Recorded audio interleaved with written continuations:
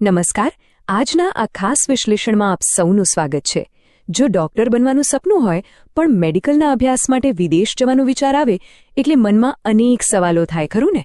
આજે આપણે એક એવા જબરદસ્ત વિકલ્પની વાત કરવાના છીએ જે છે રશિયાની અત્યંત પ્રતિષ્ઠિત ચીતા સ્ટેટ મેડિકલ એકેડમી.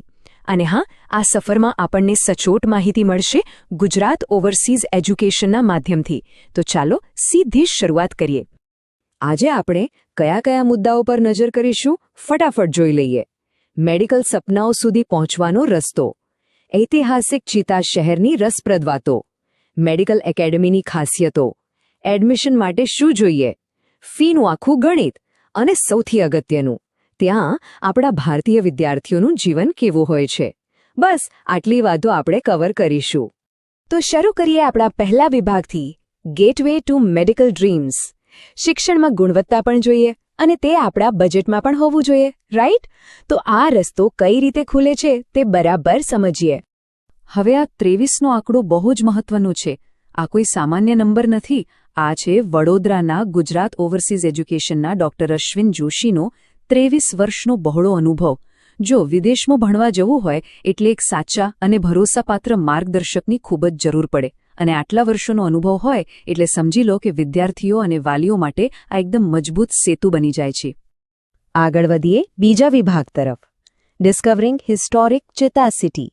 ભણવા જવાનું છે તો શહેર કેવું છે એ જાણવું તો પડે જ ને. આ શહેર મોસ્કોથી પૂર્વ દિશામાં લગભગ 6000 કિલોમીટર દૂર આવેલું છે. આ શહેરનો ઇતિહાસ સાંભળશો તો ખરેખર નવાઈ લાગશે. 1653ની સાલમાં આ માત્ર એક નાનકડો લશ્કરી મથક હતું, પણ 1825માં આખી ગેમ ચેન્જ થઈ ગઈ. રશિયાના કેટલાક બૌદ્ધિકો અને કલાકારો, જેને ડિસેમ્બ્રિસ્ટ કહેવાતા, તેમણે અહીં મોકલવામાં આવ્યા. આ વિદ્વાનોએ અહીં શાળાઓ અને લાઇબ્રેરીઓ શરૂ કરી અને જોતજોતામાં આ જગ્યા એક શાનદાર એજ્યુકેશનલ હબ બની ગઈ. છેવટે 1851માં તેને સત્તાવાર શહેરનો દરજ્જો મળી ગયો. છે ને એકદમ રસપ્રદ? હવે સૌથી મોટો સવાલ, રશિયા છે તો ઠંડી કેટલી હશે? ચાલો એ પણ ક્લિયર કરી દઈએ. શિયાળામાં અહીં તાપમાન -25 થી -30 ડિગ્રી સુધી જાય છે એ વાત સાચી, પણ ઉનાળો +20 થી +28 ડિગ્રી સાથે એકદમ ખુશનુમા હોય છે.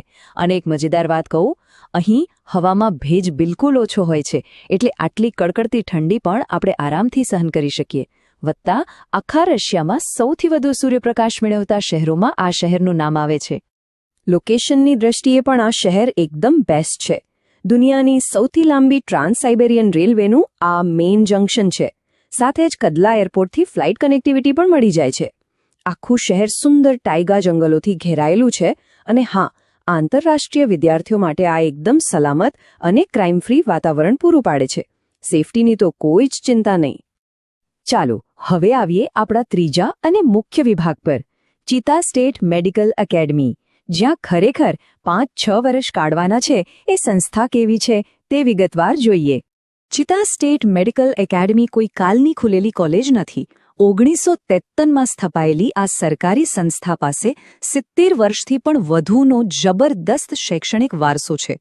અને સૌથી મોટી વાત, આ એકેડમીને વર્લ્ડ હેલ્થ ઓર્ગેનાઇઝેશન અને આપણા ભારતના નેશનલ મેડિકલ કમિશન દ્વારા સત્તાવાર માન્યતા મળેલી છે. એટલે ડિગ્રીની વેલ્યુ માટે તો નિશ્ચિંત જ થઈ જવાનું. ભણતરના ફાયદાઓ ગણીએ ને તો આંતરરાષ્ટ્રીય વિદ્યાર્થીઓ માટે અહીં 100% અભ્યાસ ઇંગ્લિશ મીડિયમમાં જ થાય છે. પ્રેક્ટિકલ નોલેજ માટે યુનિવર્સિટીની પોતાની મોટી સરકારી હોસ્પિટલો છે, જ્યાં જોરદાર ક્લિનિકલ એક્સપોઝર મળે છે. બીજું કે પાછા આવીને ભારતમાં પ્રેક્ટિસ કરવા માટે જે એફએમજી કે NEXTની પરીક્ષા આપવી પડે, એની પૂરી તૈયારી પણ અહીં જ કરાવવામાં આવે છે. અને હા, હોસ્પિટલમાં ત્યાંના દર્દીઓ સાથે સરળતાથી વાત કરી શકાય એ માટે શરૂઆતમાં બેઝિક રશિયન ભાષા પણ શીખવી દેવામાં આવે છે. એટલે કમ્યુનિકેશનમાં કોઈ જ પ્રોબ્લેમ નહીં આવે. હવે ચોથો વિભાગ, એલિજિબિલિટી અને કોર્સની વિગતો. એડમિશન જોઈતું હોય તો લાયકાત શું હોવી જોઈએ એ પણ ફટાફટ જોઈ લઈએ. પ્રોસેસ બહુ જ સિમ્પલ અને 3 સ્ટેપમાં વહેંચાયેલી છે. પહેલું સ્ટેપ, ભારતીય વિદ્યાર્થીઓએ નીટ પરીક્ષા ક્વોલિફાય કરેલી હોવી ફરજિયાત છે. બીજું સ્ટેપ, 12મા ધોરણમાં સાયન્સમાં, ફિઝિક્સ, કેમિસ્ટ્રી અને બાયોલોજીમાં ઓછામાં ઓછા 50% માર્ક્સ હોવા જોઈએ. જો કે રિઝર્વ્ડ કેટેગરી માટે આ ક્રાઇટેરિયા 40%નો છે. અને ત્રીજું સ્ટેપ, જે વર્ષે એડમિશન લેતા હો એ વર્ષની 31મી ડિસેમ્બર સુધીમાં વિદ્યાર્થીની ઉંમર ઓછામાં ઓછી 17 વર્ષની પૂરી થયેલી હોવી જોઈએ. બસ આટલું જ. અને આ મેડિકલ કોર્સ કેટલા સમયનો રહેશે? તો આ આખો પ્રોગ્રામ કુલ 6 વર્ષનો છે, જેમાંથી પહેલા 5 વર્ષ એકેડેમિક સ્ટડી એટલે કે તમારું શૈક્ષણિક ભણતર રહેશે અને છેલ્લું 1 વર્ષ પૂરેપૂરું ક્લિનિકલ ઇન્ટર્નશિપ માટે ફાળવવામાં આવે છે.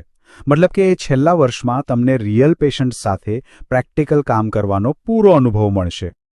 હવે આવીએ સૌથી અગત્યના 5મા વિભાગ પર, ફી અને ફાઇનાન્શિયલ બ્રેકડાઉન. કારણ કે કોઈપણ ડિસિઝન લેતા પહેલા બજેટ જોવું તો બહુ જ જરૂરી છે. જુઓ, આખા રશિયામાં આ સૌથી સસ્તી અને બેસ્ટ સરકારી મેડિકલ કોલેજોમાંની એક છે.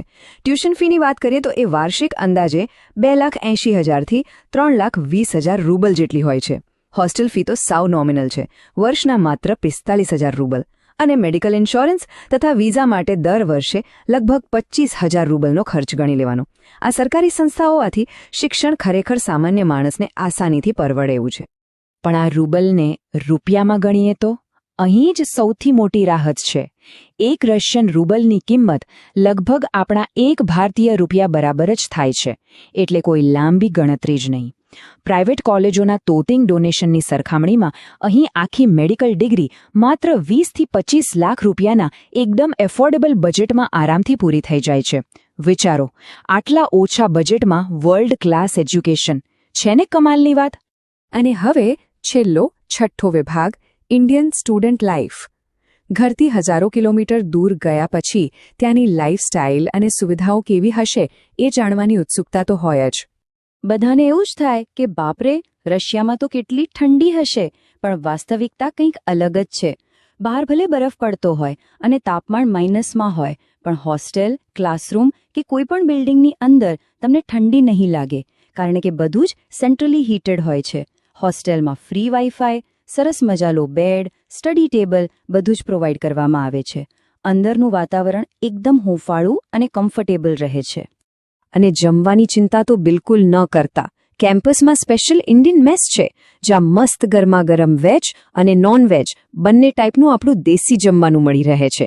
છોકરાઓ અને છોકરીઓ માટે એકદમ સિક્યોર અને અલગ હોસ્ટેલ છે. મોસ્કો જેવા મોટા શહેરો કરતાં અહીં રહેવાનો ખર્ચ પણ ઘણો ઓછો છે. અને સૌથી મજાની વાત કહું, ત્યાં આપણા એટલા બધા ભારતીય સ્ટુડન્ટ્સ છે કે દિવાળી હોય કે હોળી, બધા જ તહેવારો ત્યાં એકદમ ધામધૂમથી અને પૂરા ઉત્સાહથી ઉજવાય છે. એકદમ ઘર જેવો જ માહોલ.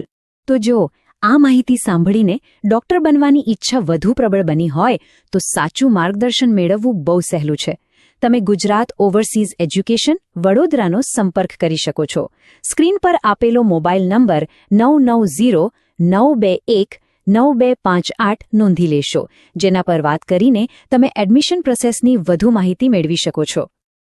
છેલ્લે એક બહુ જ વિચારવા જેવો સવાલ. 70 વર્ષ જૂની સરકારી medical college, world class education, ખિસ્સાને પરવડે એવી ફી અને સાવ ઘર જેવું જ સલામત વાતાવરણ.